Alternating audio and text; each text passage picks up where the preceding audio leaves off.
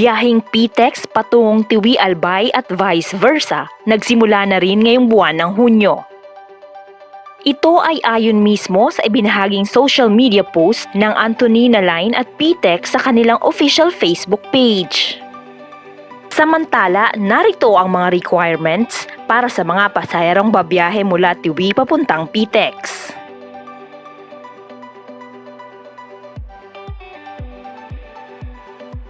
Valid ID, Barangay Certificate at Negative Antigen Test Result na mula sa Tiwi Testing Facility.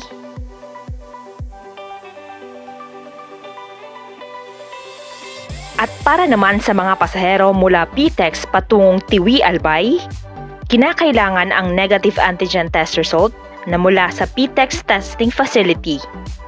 Ang mga pasahero mula sa PTEX ay kailangan din ng advance booking at least 48 hours bago ang biyahe. 850 pesos na lamang ang bayad sa antigen test. Mula ito sa dating 950 pesos. Samantala, 600 pesos naman ang bayad sa antigen test sa Tiwi Testing Facility. Para sa pamasahe, 850 pesos para sa ordinary bus. Samantalang 1,050 pesos naman para sa 2x2 aircon. Samantala, ang terminal ng Antonina Line sa Tiwi ay matatagpuan sa Purok 1A Tigbi, Tiwi Albay. Nandoon na rin ang testing facility sa terminal. Narito ang schedule ng biyahe ng Antonina Line mula Tiwi to PTEX. Ang oras ng biyahe ay alas 5 ng hapon. Para sa June 5, aircon bus. June 11, ordinary. June 13, aircon. June 17, ordinary bus. Para naman sa mga galing sa Maynila na sasakay sa PTEX patungong Tiwi Albay, ang oras ng biyahe ay alas 6 ng gabi. Para sa June 6, aircon bus. June 12, ordinary. June 14, aircon. June 18, ordinary. Para sa karagdagang impormasyon, narito ang contact numbers ng Antonina Line.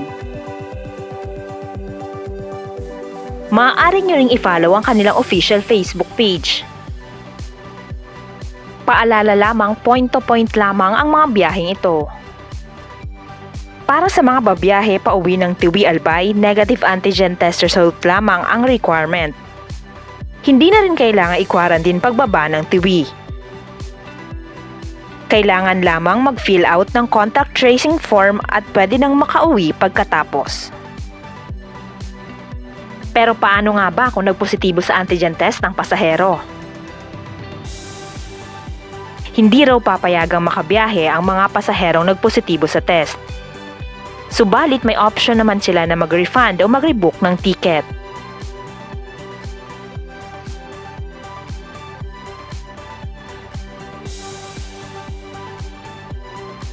Manatiling nakatutok para sa latest update sa Bicol Provincial Buses.